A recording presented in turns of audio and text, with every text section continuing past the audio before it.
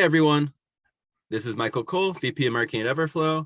Today I'm joined by Aaron of Wikihow, and we're going to be talking about what it takes to build an affiliate content publisher business. So Aaron, great to have you. Let's just kick off with some fast questions. So first off, what is your role at Wikihow? And so at Wikihow, I'm the head of business development and affiliate marketing. So really anything outside of ad sales. And so what led you to join in the first place? Yeah, so I was over at Healthline and Red Ventures before running their portfolio sites and heading up their affiliate business. And honestly, I wasn't planning on jumping. Their CEO of Wikihow reached out to me, and we started chatting.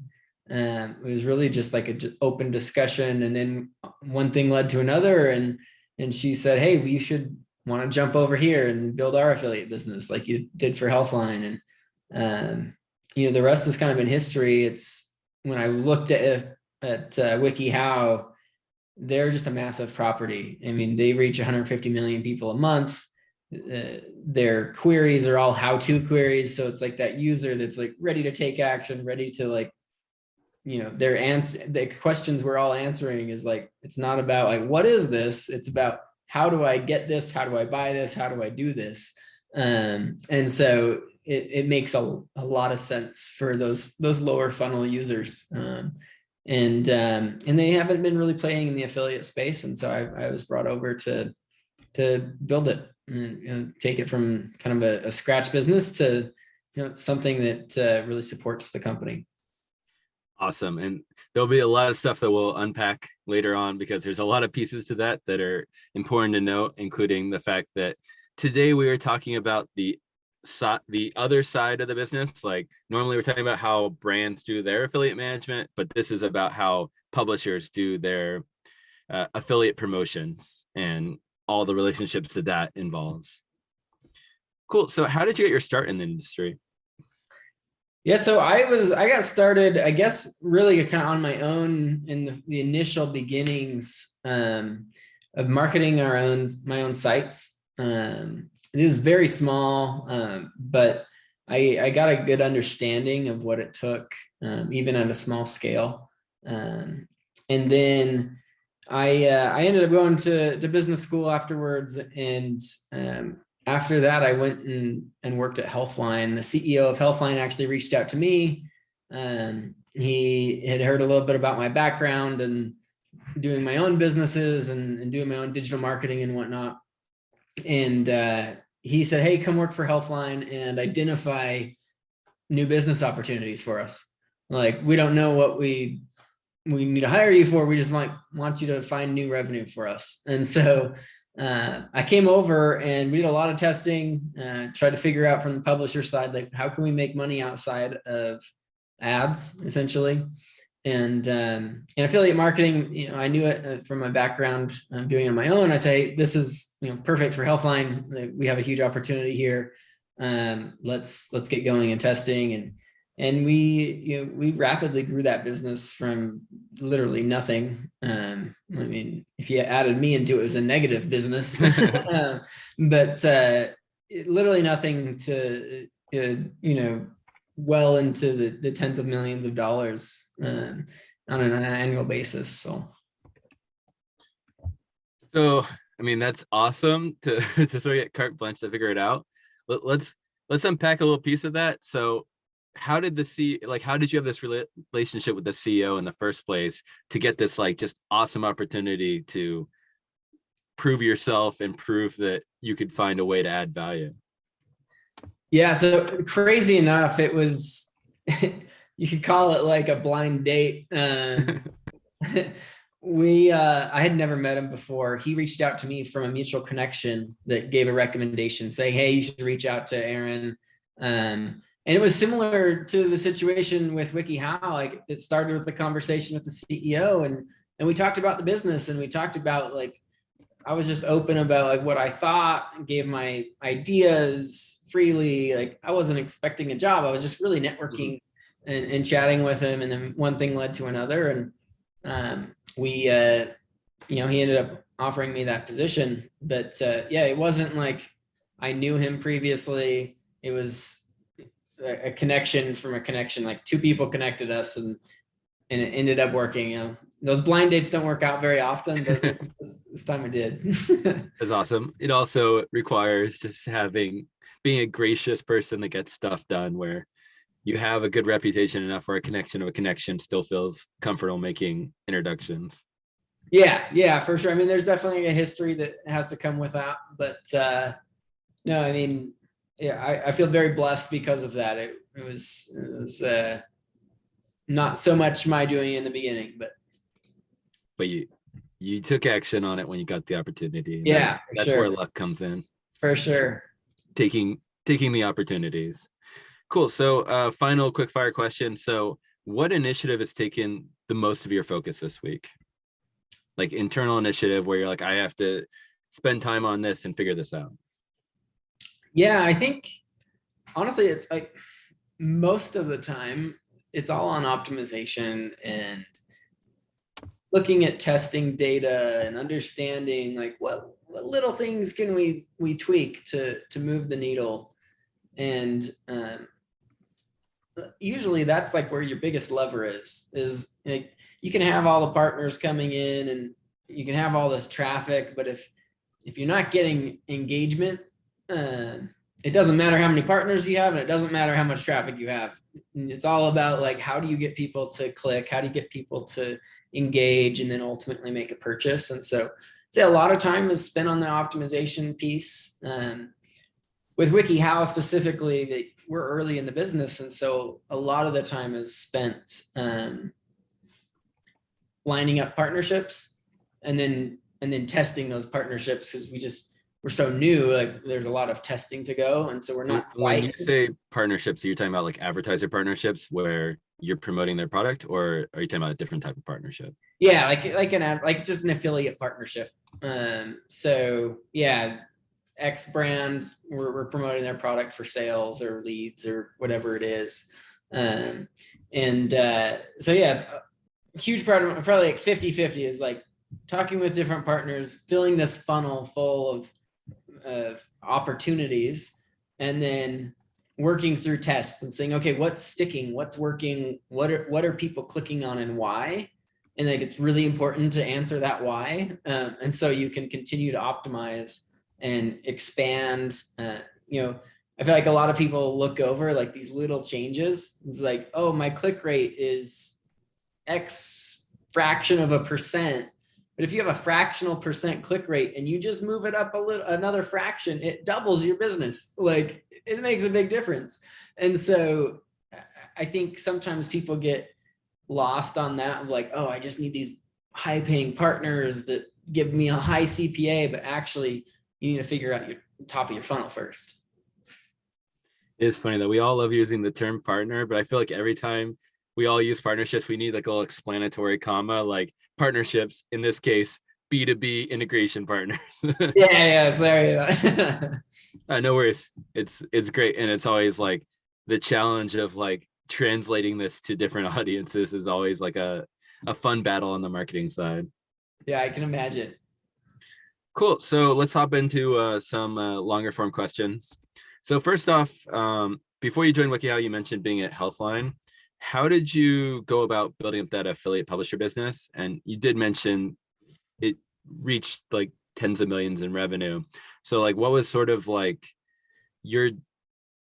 what did your sort of like role end up being to actually make that happen? Yeah, so I mean, in the beginnings, it was really all about digging into the data and like understanding from a publisher side. Like, if you don't know your audience, affiliate is really hard. Like, you're gonna have a really hard game if you don't know like what your audience is interested in and why. And so for us and Healthline at the time, they didn't have any affiliate content like you would call like a reviews article or product roundups or things like that. They had high funnel awareness type content. It was all based on, health queries of like, how do I have some acne, like what's going on, like, or what is Malaysia, like random, super random questions about health. And so when you're looking at it, it was really trying to unpack the traffic and where is the intent, and like, okay, let's put this traffic into different buckets of like high intent and low intent, and like intent to purchase or intent to take action. And so just this data journey of like, okay, let's separate our content, let's tag our content, let's really understand and unpack the content first. And then that gives you this direction of where to go. And then what you're missing, like it says, okay, well, we have a lot of white space over here. And after doing that, we found like we had a lot of white space in the product roundup and review space for health products. So specifically in like skincare or supplements, and that's where we really got our start. But I would say like we unpack the content, we work through it, we understand like what the intent is to the users, and categorizing content by where that user sits in a funnel, essentially. And then it was all about matching up partnerships. Okay, which partnership lines up with this? How can we relate X product in the sexual health space to this men's health article type of thing? And it was just like this mapping game. And then after that, you just continue, it becomes this optimization game of like further understanding the user. But I'd say like really the way we got started in the first place is like through Amazon and like through these big, platforms where most affiliate play through. And Amazon is great, other than they pay out like garbage, right? Like their payouts are on average less than 5%, right? And then they did that huge affiliate cut and cut everybody in half overnight, and that like ruined people. And so we leveraged Amazon essentially as a mine, right? So you use Amazon as a data mine to understand what's working, because they sell everything. And then you cherry pick what's working and get direct deals going, and talking more directly with brands and partners. And like, that's where the business starts to find growth. Quick question there. So in that case, you're say promoting an Amazon, let's say like a weight loss product or something like that. So you're saying that you link to the weight loss product, someone goes there and they add that to their cart, and they add a few other things to their cart. Do you see those other things, or are you only seeing the product you're promoting? Yeah, you can see all of it. So yeah, that's like just like a super way to get feedback into what your audience also cares about. Right. Yeah. So it's like all of a sudden we had purchase data from not only what we were promoting, but what they were buying in general. And so we would say, oh, you know what? Our audience is buying a crap ton of X product. We're not even promoting that, but they're buying a ton of it. So let's go get a direct deal with that product and start promoting that product. And like, that's where Amazon becomes really valuable, is like mining Amazon. And I think it's a pretty common practice, but a lot of people do overlook it. They say, oh, Amazon's a piece of our revenue, or some of them, it's like their whole revenue. Yeah. Then they don't think about how to use it to their advantage. That is super fascinating. And one other thing I want to go back on is you said that you started by looking through the data. How are you looking at like that data in back then, and are you doing it the same way now? How do you think about actually like analyzing what exists already, and what like tool are you using for it? Yeah. So, I mean, most of the tool is just Google Analytics, right? Yeah. So you have all your Google Analytics set up, and then, either tagging through analytics or internal tagging, and essentially bucketing content together in likenesses. So like, yes, we have all of this is men's health, but like, what are different buckets within men's health? And then what are the intentions of those different buckets? And so yeah, analytics is usually the primary source to begin with. But then as you start to understand buckets and you identify like little gold mines of articles, like, okay, this article, like people are clicking crazy on it. If you actually set up what is one of the platforms we use, the Hotjar. So set up a Hotjar on it, and you can actually watch what people are doing. And we would do recordings of people and saying, what is the user like looking at on this page? What's their scroll patterns? Like, where are their mouse, like where are they clicking? Where are they pausing? Where are they scrolling past? Like, and we just understand the user journey at an article level. And you can only do that you can't do that at scale, right? Like you can only do that once you identify like a very high performing article, and then you like extremely optimize that single article. But it all starts with the large data set, the large tagging, putting into buckets, and then like getting down to the individual articles. Yeah, I think that's a really interesting idea that I've never heard before, because like we use heat maps from time to time, and I usually find like it's pointless because it turns out user behavior is usually exactly like user behavior is supposed to be according to every article. Like it's top of funnel, they do a few like buttons and images, you're done. But I'm sure that it's much more useful on individual articles because they are there to engage with the full article. So you get a lot of insights towards what happens near the bottom of the article, that for like a website, like they only go down to the bottom article if they're just like finishing a decision, whereas every article you're normally reading to the end if you're engaged at all. So I bet you get some interesting insights on what they click after that once they're at the bottom. Yeah, and I think where you get a lot of interesting insight is like, where are they pausing? Like any moment of pause is either they're trying to understand it more, there's like not good clarity, or there's this great opportunity of like, oh, there could be an ad right there on that pause if it's like a common pause type of thing. And then the other thing is it's really just understanding the user journey. And like I say, you can only do it on articles where there's like those goldmine articles where it's one article that's driving a huge percentage of your revenue. Usually it's a very low funnel purchase, high purchase intent where, you know, it's a product review for a specific branded article. So it's like, okay, Casper mattress, branded review article. This is driving a lot of sales for us. Like, what's that user doing? How can we better understand that user? Yeah, that's awesome advice. I think basically any company could benefit from doing that. And it's the problem, like my main problem with like so much analytics is that you get a lot of fluff and noise where it's just 4,000 things, but that's a very actionable thing. Like every company, whether consumer or B2B, like has like their go-to pages. And that kind of analysis really lets them understand, like, even if they're not promoting other products, like when they should like include a CTA for themselves. Yeah, for sure. Cool. So why do you think the affiliate channel makes sense for content publishers in the first case? Like, why not just stick to CPM advertising? Yeah, I mean, there's a few reasons for this. One of the big reasons is the the retirement of cookies that's soon coming, right? Like the cookie, the third party cookie, I should say. For huge publishers, they're always going to have their first party cookie data, but the third party cookie where Google's serving these ads on a CPM basis, like that's gone, and maybe they'll extend it again another year. Yeah, they gave it one more year. Google Yeah. just said they're pushing it off till after 2023, I think. So Right. it has a little bit longer, but that's what I'm saying is like maybe 2023 comes and they push it to 2024.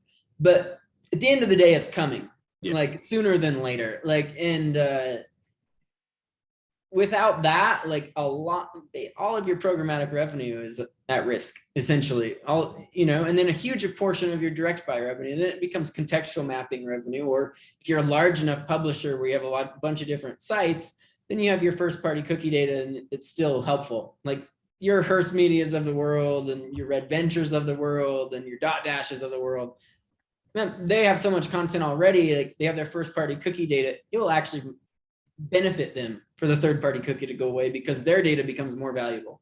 And so, but for smaller publishers, when they don't have a lot of valuable data for first party, like it's going to crush a ton of people. And so, but affiliate is different. Like you're not cookie targeting if you're doing it right. Some people are doing affiliate through ads and everything, but they're making such a small portion that I wouldn't do that. It's more about the content play and like how you're meeting the consumer in their journey. And so to me, the affiliate business is what the way of the future is of advertising, is like you're meeting the user at a point where they need it, at this inflection point of a decision, and you're providing it to them when they're asking for it. Like that's like the perfect experience for a user. If I'm searching for a question about a product and I land on Wikihow because they let me know and they've done the research and they spent all this time of telling me which product is best, and now all I have to do is click through and buy it. I don't even care about any ads on the page. I didn't even look at an ad on the page.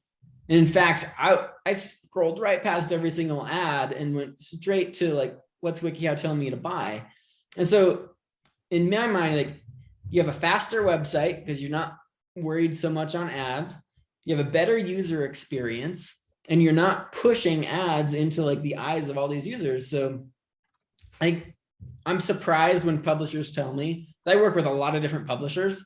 And I'm surprised at how many of them, they don't even play in the affiliate world at all. Because to me, it's not new, but it's newer to them, right? Yep. It's not the standard CPM advertising. And generally speaking, there's the budgeting is different. All the people, all their contacts are different. Even at the same company, it's like there's this affiliate team and there's this ad buying team, and they don't talk to each other, and like they don't know what, so like it gets hard. But I think in the very near future, it'll be hard pressed to find a publisher that's not doing affiliate. So let's talk about that, because I mean, I came from the affiliate management world, so I have some ideas of why it's not more common now. And I know from our like prior discussion that like you know about this problem and you know how you solve it internally. So let's hop there. So, I mean, first the lead into this is just the reason why there's not that many publishers, content publishers, and like media buyers promoting a lot of affiliate brands is the coupon poaching problem. That like it's the standard user behavior. A user gets to the purchase page on your website, they see that promo code box, they're gonna want to see if there's a better deal than whatever deal they have right now. And as soon as they go to the coupon websites, those are all affiliates, and that promo code on that website will just replace all of the affiliate tracking. And now that content publisher or that media buyer, like they're not getting any more credit. Like all the attribution goes to the coupon website because they drove the bottom of the funnel last click. And this is very common with so many affiliate programs. Like, how do you handle that internally? Like avoiding that issue? Yeah, I mean, one of the ways to avoid the issue is to one, understand what the various coupons are out there and have a good relationship with your partners. So I mean, I've always had any of our large partnerships that we're driving a fair amount of revenue. I always had a direct relationship with them. I was negotiating specific terms that weren't available elsewhere. And I've been in a fortunate place where I had so much scale behind, I had a lot of leverage. And so I would negotiate, specific deals that users couldn't find. Like if you're running this on a coupon site, we're not running this for you, type of thing. And so we're like, hey, we have to either match or beat any other deal you're running through a coupon site.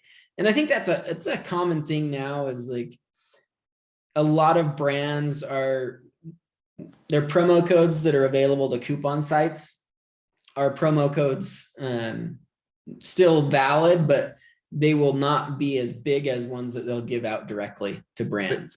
I don't know if you know this, but there's a problem with that, which is just like all of the coupon extensions like Honey or Wikibuy or any of these other ones. Like one of the things they do is any user who uses a code, they scrape that code at that point and add it to their system. So even if no one has given them that code, like they are suddenly offering it to the next user. And this can be even friends and family codes. So even the special exclusive promo codes isn't enough, because like that's still showing up in a place it shouldn't be, unless the advertiser or like your advertiser partner is actively working with those coupon extensions to prevent this. Like the default behavior is they'll actually just poach your actual codes and start using them as well.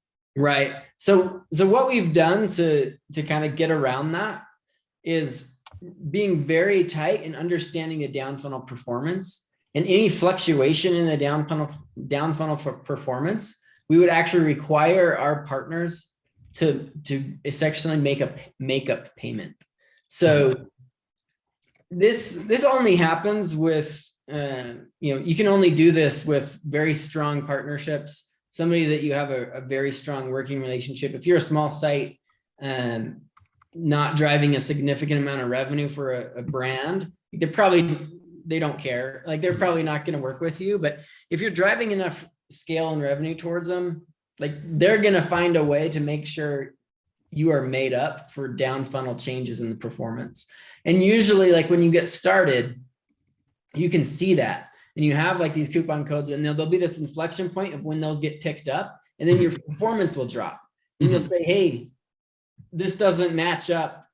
I'm a statistics guy. This is statistically impossible, like, for this to change like literally overnight like that. So let's dig into the data together. And you dig into the data together with them and say, hey, like, this is probably something that's happening. We either need to make an increased CPA payment. You need to pay us a higher commission, a higher CPA, or you better make a make good payment, or your business is going away. Yep. And you just have to play hardball, to be honest. Because from the brand, they're like, well, I got the sales. I don't know who it came from, but like I say, that only happens when you have leverage, and you're driving a significant volume.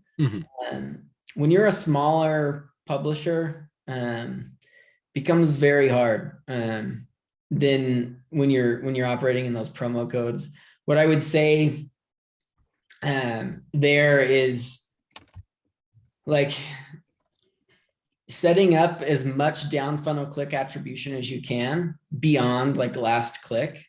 And so, like, we would have things set up where if we wouldn't run on last click.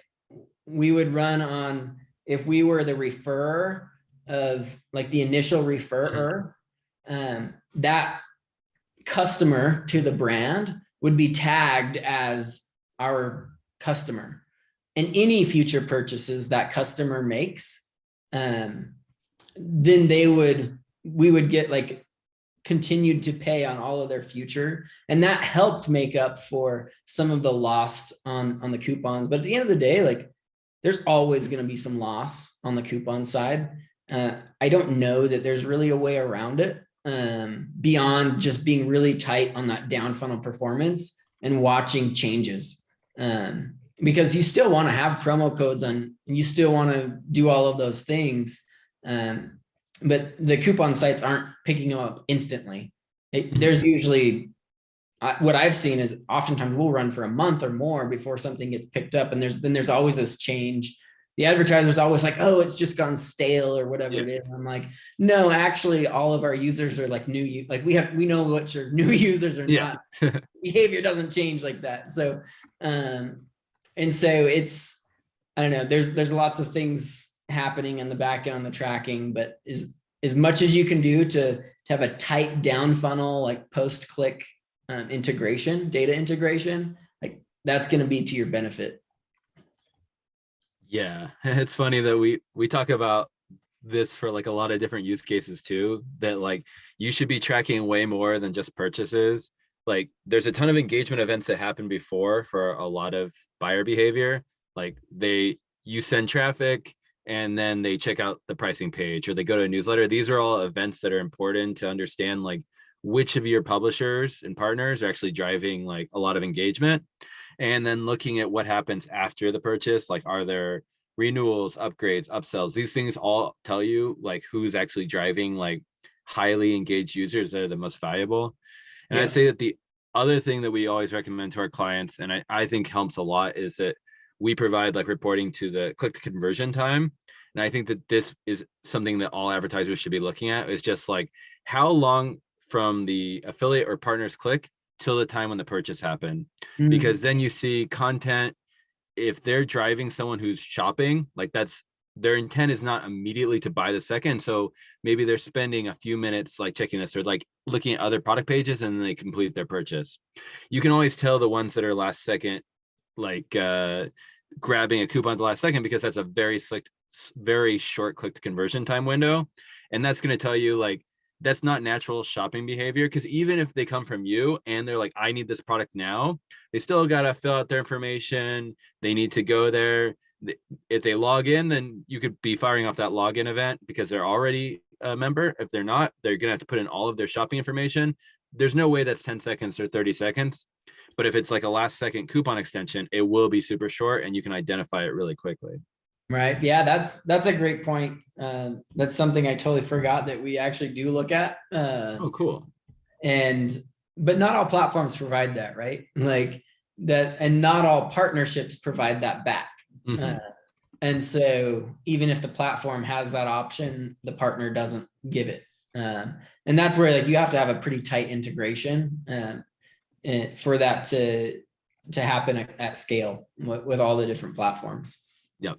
And with all partnership stuff, it's all about the relationship, because there's Yeah. always going to be things that happen, and it's really about like negotiating it and figuring out together like why and how to resolve it. Absolutely. Yep. Cool. So let's go back a bit to sort of like, how do you build all these advertiser partnerships in the first place? Yeah, I mean, it's really just it's like a dating game, right? Like it's just reaching out within your network of people you know to begin with. And one thing I found is like the affiliate world is not that big. Like it's big, but it's not that big. You go to some of the conferences and you see all the same people, and you get to you have some pretty tight relationships with a few people, and it all of a sudden it expands to like the whole affiliate world. And I would say anybody, either publisher or advertiser, you should go to either the affiliate summit West or affiliate summit East, or both of them. They're usually in Las Vegas and New York. And like those two conferences really get you connected with most people that you need to know in the industry, I would say. And they at minimum get you connected with that first connection that then spreads out to everybody that you need to know. And I think that's really how I got my start of connections. Now it's less about meeting new people at the conferences and more about like just leveraging my own network and keeping in touch, and like doing lunch calls that have nothing to do with like your current partnerships, but just to keep in touch with people and you know, just your standard networking. I call it, you got to date your partners and you got to date your network, right? Yeah, I think that's an interesting point, and I think it's worth mentioning. Like Affiliate Summit, there are good times with Affiliate Summit and bad times with Affiliate Summit, and right now it's definitely like a really good time again. You can tell that like the industry is got like a really good energy again, and like everything's moving exciting. Like a lot of the networks that are facilitating this stuff have gotten a lot of funding recently, so I think we're only going to see this industry have like another jump in growth because there's a lot of money flowing in again. Yeah, I agree. And one thing I would say about all the conferences and whatnot is I don't find them useful if you're going to them just to go. Mm-hmm. What they're useful for is setting up pre-planned meetings with a bunch of different people that are all meeting in the same place. It's like, it's the efficiency game to get some face time with all these different brands, the different publishers, different affiliates. And I think a lot of people go to the conferences, they don't really plan anything. They don't even know who's going to be there. They attend some of the keynote sessions or whatever. And then there's so many people there that they actually don't talk to anybody. Yep. And that's the worst way that you could go to one of those. In fact, every time I've gone to one, I've never really done any of the keynote sessions. I've actually never walked any of the booths. I usually don't even go into the conference. I have all these pre-planned meetings literally every 30 minutes with a different publisher or a different brand or affiliate that I meet with them outside, like we got a coffee shop or getting lunch or like outside of the actual venue itself, but I just know everybody's there. And so like that's how I've built my relationships, and it's worked well. Yeah, I think that is the funny thing about Affiliate Summit is really especially the Vegas one, it's not really the conference itself. It's the fact that it's like affordable and easy to get to. And so everyone goes. And then it's not about the conference, it's about the fact that everyone already went. So it's great Yeah. for all these meetings. Yeah. Cool. So what is like your number one takeaway from growing an affiliate business, like affiliate publisher business that you wanted to replicate when you switched to WikiHow? Like, what did you learn? And you're like, this is a thing that I will make sure that I do again. Yeah, I think it's kind of more of an abstract one, but like really understanding the user journey and the user intent, because not all content is created equal, right? Especially when it comes to affiliate. I think a lot of people think like, oh, in affiliate marketing, if I have traffic, I can do really well in affiliate as long as I have traffic. And I don't agree with that. You could have all the traffic in the world and do very poorly for affiliate, and you could have just a little bit of traffic and do really well. And so it's all about the intent of the user, and you have to know that user journey. And so user journey mapping is like super important when it comes to affiliate, and understanding that and building the content to match the user within their journey, knowing that you don't always have to have content low funnel if you're building content that helps people drive down the funnel. Mm-hmm. I think sometimes publishers, they only focus on low funnel, like branded reviews, or this is like a product roundup for this product, and those perform really good. Mm-hmm. But like they have a limited amount of search volume, right? There's not that many people searching for them. But in this awareness stage, if you're doing it right, like you're coaching people all the way down the funnel and getting people at the top of the funnel to go down to the bottom of the funnel. So you're getting people that weren't going to search that keyword to buy now, or the best of, or whatever. How do you actually execute on the second? Because like starting the top of funnel is hard. Like, how would you recommend someone go, you let's say you have top of funnel, you build a great article, like it gets ranked up, has good SEO. How do you take it from that top of funnel article to converting the customer?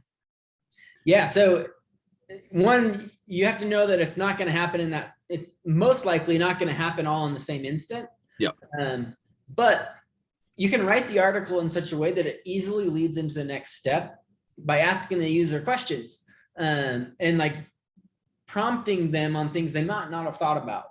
And you can do that by like inserting little widgets or little call to actions to the user. So maybe they came into a content on what is CBD? Like they don't even know what CBD is. Yep. They've heard about this thing called CBD. And so that person's not going to buy, right? Like they're just learning about it. But so then you talk them through like, this is what CBD is. And then you tell them about it, tell them about the industry, do all the research behind it. And then you say something along the lines of CBD can be used for a lot of different things. Like, and you name all like top reasons it's used for, right? And then that user says like, oh, well, now I know what CBD is. Now I know like why people use CBD. And actually I have problems sleeping too. And then at the bottom of the article, as like they've continued to educate themselves, you have call to actions and say, check out our best CBD products that we found to be useful for sleep deprivation or whatever it is, like sleep aid. And it's inserting those call to actions within high funnel content that invites the user to learn more about like what's the next step. And raise their hand. Yeah. Yeah. You don't want to say like, what is CBD? Here, buy this. Yep. You want to say, oh, this is what CBD is. This is why you might like it if you tried it. Would you like to try it? Like you just like slowly ask them questions, not jumping from one step to the end step. It's literally step by step all the way down the funnel. Yeah, it's funny. Like in B2B, they talk a lot about how like direct to consumer is like 5 years ahead of B2B. And I feel like all the stuff you're saying is exactly what all B2B marketers should be doing with like all the content they're creating, the white papers. It all boils down to the same thing, and like people are people. Totally. Yeah. Cool. So let's see. I think in terms of what you focus in WikiHow, I think we know pretty well that you did a lot of data research. You figured out the buyer intent, and then you started building the first couple partnerships towards actually taking advantage of what people are looking for. Would that be correct for your first couple months there? Anything Yeah. else that was like a key thing you focused on? Yeah. I mean, I think what a lot of publishers, getting started in affiliate might run into is realizing that the data that they have is very high level and not necessarily useful. It's useful at a high level point, but not to dig into, or it's really hard to dig into. Mm-hmm. And so I think from a publisher standpoint, they'll probably want to restructure a lot of data to be able to make good decisions from it. Because I think a lot of publishers do, they just have GA, they just have the standard metrics that GA gives them, Mm-hmm. and now they want to start an affiliate business and they don't have anything beyond that. They don't have a way to serve up an ad, like an affiliate ad for contextual relevance or a little widget or a quiz, like building engagement experiences. So there's a lot of building that kind of happens to like get an affiliate business going on a publisher that has not done it. And it's just by the nature of them not operating in the space. And do you have any recommendations on how someone would either learn how to properly structure their analytics to get this insight, or like an agency or someone that they can go to help them with this? Because I'm sure this is a huge problem and that most people don't have the resources to solve it immediately. Yeah. So honestly, I would, there's a few off the shelf products out there that really help structure your data and give you what I would consider page level. You need page level and then user level data at the revenue level, and it needs to be accurate. Most sites, they have estimated revenue at the page level data, but they don't have true revenue at the page level data, especially from an affiliate standpoint. And so you need to have that. And I would say the most popular, I don't know if it's the most popular, but probably the most useful like data integration is a company called Trackonomics. I don't know if you heard of them, and they essentially aggregate all the different platforms that you might work with various partners. So if you're running a deal through Everflow or Impact or whatever, they would aggregate all that data, and then you would be able to use Trackonomics as a single system, like a data point, and it's integrated with all of your traffic and all of your page content down to the click level. Mm-hmm. And then all of a sudden you have full funnel attribution from an off-the-shelf solution and not have to build it yourself. But if you're building it yourself, it's pretty intensive, to be honest. Like you have to have a very large database, and your data storage fees can get really expensive if you have a lot of users, especially when you're tracking every single behavior. Mm-hmm. Every single behavior adds up a lot. Yeah. It's a lot of data. And so with Trackonomics, it sounds like the main use case is just sort of like you have all of these different advertiser partners. They're across maybe like 10 or 15 networks and platforms. Anytime any of those offers or like sort of convert, that revenue number is then fired back into your system. So, like, okay, this page drove this user click and that ended up driving $13 on this network. Yep. Is that the main use case? And yeah. Is there other, like, what are the other like event metrics that you find super helpful for your business? I mean, honestly, what we track most is what everybody would expect of like those high level metrics of, click rate, impression rate, yield rate, like your conversion rate, all those. Honestly, like what I pay most attention to is yield rate, which is just conversion and click together, right? And so like I don't dig into like the bigger metrics until I see like this issue where we're in this optimization game. And then we're looking at like very minute things of like, okay, like I said, like what's the user journey and all the different inflection points within that user journey. Mm-hmm. But in terms of like regular metrics, it's really just click, conversion, yield, and then like from a large publisher that operates in the CPM game, you have to back everything out to a CPM to like make apples to apples comparison. So you're always like looking at CPM rates back and forth. But yeah, it's not like digging deep into like, what is my click to lead to conversion rate? Like we see those metrics, but I'm not digging deeply into those. Like I will at the beginning of a campaign to like understand it and then set my expectations. But once it's going, honestly, it's really just, it's too much work to like try to look at deep into all of the different metrics when you have 500 partners running, right? Like it's crazy. Too much data is just noise anyway. Like if you can't make decisions with it, it's not helpful. So with yield rate, I'm not actually that familiar. Like I'm not familiar with that term. Can you sort of like walk through, like say 1,000 users get to your like page, 100 click, 10 convert? Like what is the yield rate conversion there? Yeah, so you can just think of the yield as how many people convert from the initial page views. It's conversions over page views, or users that hit that. Like, so that's just an easy rate to show like how well a page yields. Because sometimes like you get lost in click-through rate or you get lost in conversion rate. And what you really need to do is combine them together, and the yield combines them together. And then you can really see like your performance from one metric. Awesome. Yeah. Definitely a key metric.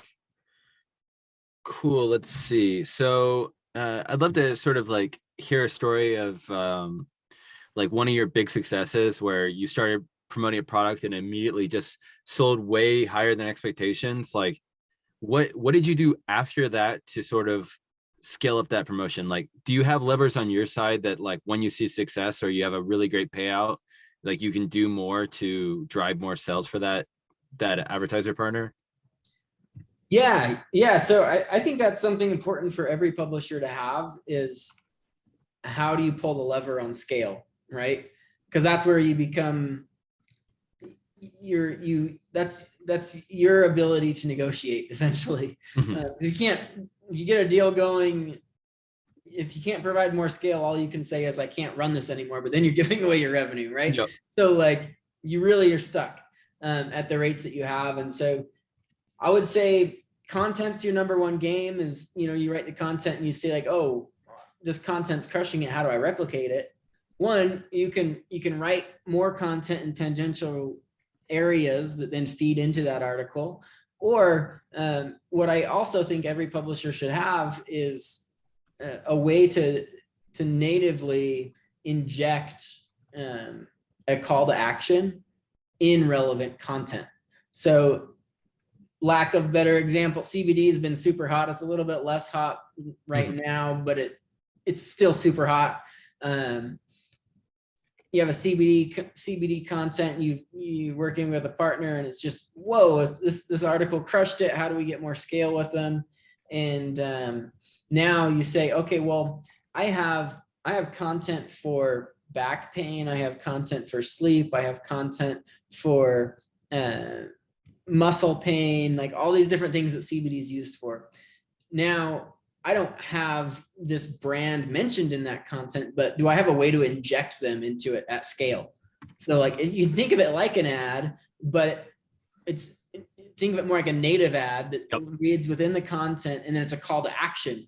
So users reading about back pain, about how to treat back pain, and then bam, right there. CBD is a great option to treat back pain. And it's this natural part of the user journey about back pain. And oh, now here's a solution for my back pain. Let me click on this call to action.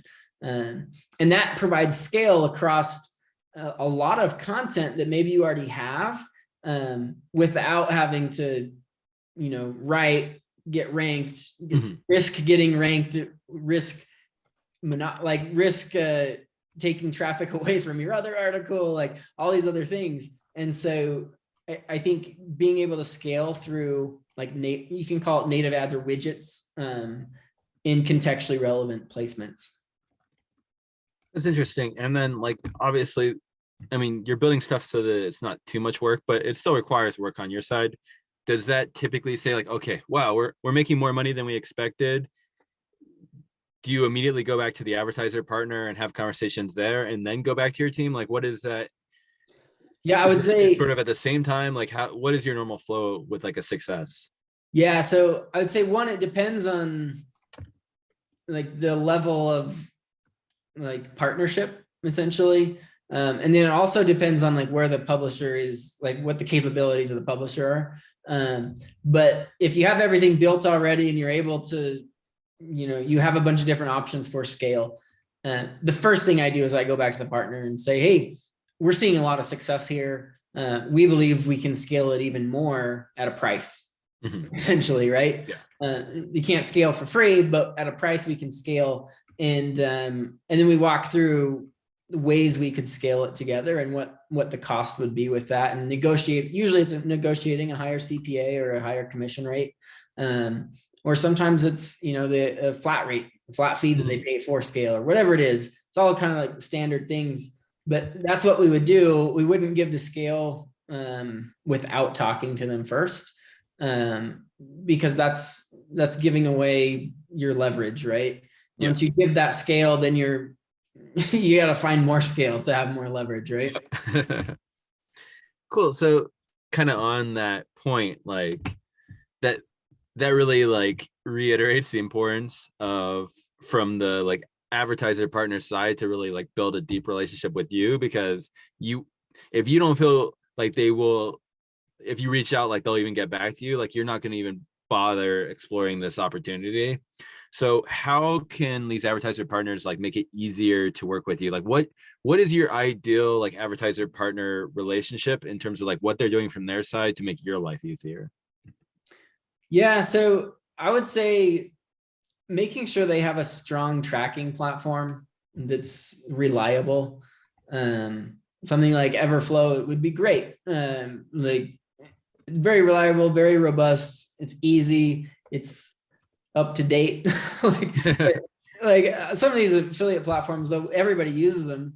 Like your share of sales and CJs and Rakutens of the world, they're so like dinosaur age. Like it's painful to like use them, to be honest, because they're just so ugly.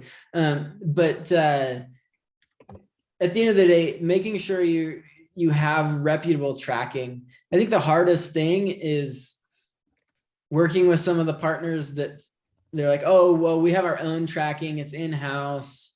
But they really don't. Like it's like a GA pixel or something, and they're trying to track it through GA, and it's just unreliable. There's so much noise with it, and it never matches up. Like that becomes really hard. It becomes a pain point of a partnership. They're always having to go back and forth and like check data.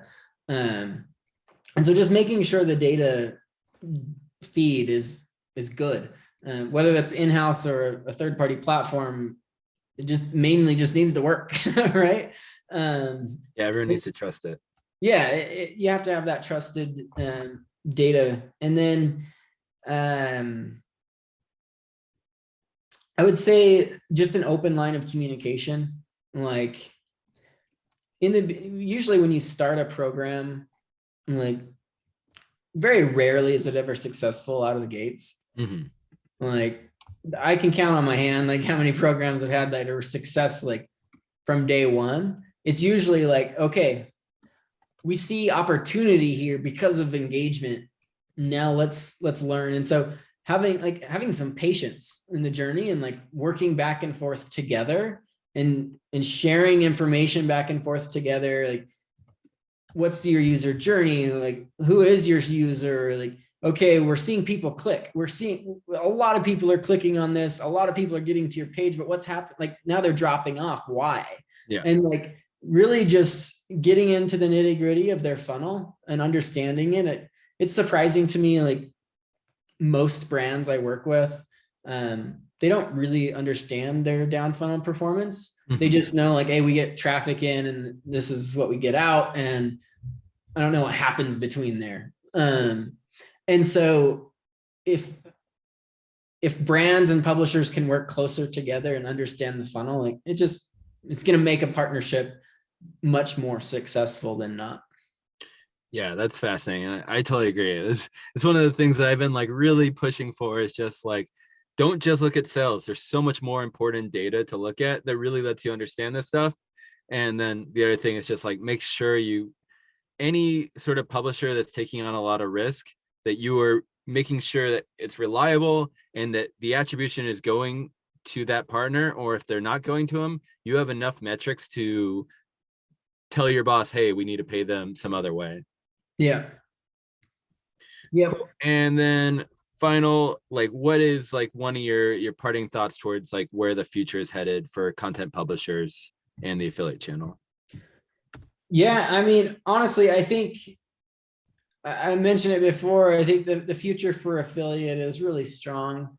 I think what's going to happen in the future is there's going to be even more consolidation of brands and from a publisher lens, because large publishers are going to have to gobble up more traffic to get more cookie data, because they're going to rely on their own cookie data. But if you're a portfolio company like a Meredith Dotdash or Hearst Media or Red Ventures, you own 500 websites and you have all the first party data you want, but there's going to be a consolidation of brands. And with that consolidation of publishers, like there's a huge opportunity for affiliate, because you're actually working with less people and it becomes an easier conversation. And I think affiliate will become a larger channel, mainly because of the deprecation of ads, and small publishers are going to be searching how to make revenue elsewhere. Large publishers, I think they're still going to have a really great business, maybe even a stronger business on CPM marketing, or I should say CPM advertising, speaking it from the other lens. But the smaller publishers I think they're going to have a really hard time with if they don't do affiliate. And the thing is like affiliate marketing, when done right, it crushes CPM rates of any advertising, like in some cases 10x or more, if you do it right. And like there's no better return on the investment than a very strong evergreen affiliate article. CPM advertising can't compete at all. Yeah, but I think you've also made the good point, like just through this conversation, like many of these publishers have probably tested it and it's not worked because it takes a lot of work to make affiliate work. Like you can't just add affiliate links to content and expect it to suddenly become a money maker. Like there are many steps, there are many relationships, and the reward at the end is massive, but you need to focus on it. You can't just have it as like an afterthought and then expect it to do as well as a CPM thing that's programmatic. Yeah, no, that's a really good point. Like it's a way different getting eyeballs versus sales, right? Yep. Like eyeballs are a lot easier to get than it is to get a sale, and you definitely have to know that. But once you do kind of crack that nut, like there's a lot of sites that have just turned off like programmatic altogether. They'll still do direct sales because direct sales are great, and I think that's going to be the business is going to be direct sold ads and affiliate in the future, and programmatic's going to be like this little side piece, but it's going to swap, right? But I think once publishers recognize the value of affiliate, at least in my experience, they invest heavily in it and they understand it and say, oh, actually our return on investment is higher creating affiliate content versus an awareness article. Awesome. Thank you for sharing all your expertise. Like this is definitely like stuff that people need to know. So I'm super excited to promote this and also force my team all to watch this. So just to wrap this up, for anyone, like, is there anyone that you would like to meet with in terms of like who would be good opportunities for Wikihow? Is there anything that you're looking for or reasons people should reach out to you? Yeah, honestly, I would say like please reach out to me if you're interested in doing anything on Wikihow. Honestly, like we're so early in the game with Wikihow that like everything's an opportunity, and we reach 150 million people across like 500 different categories. So it's, we really, everything under the sun is open game for us. Then honestly, I would say beyond that, like if anybody's interested in just chatting or brainstorming, or even like brands want to, chat or consult or whatever, please reach out. I'm happy to. I actually do a lot of consulting, helping both brands and publishers build their affiliate businesses on both sides. And so that's kind of one of my passions, and I love doing it. So Awesome. And how should people reach out to you if they want to learn more? yeah, so if for Wikihow, just reach, it's Aaron W, AARONW at wikihow.com, and you get me directly. And if it's something outside, if you don't, if you want to just chat, you can hit me on that email, or find me on LinkedIn, or my personal email is west.aaronjames@gmail. So hit me either way. Always happy to talk, happy to consult, happy to, just shoot the shit, whatever. Fantastic. Thanks again, Aaron. This is really great. Okay. Thanks, man.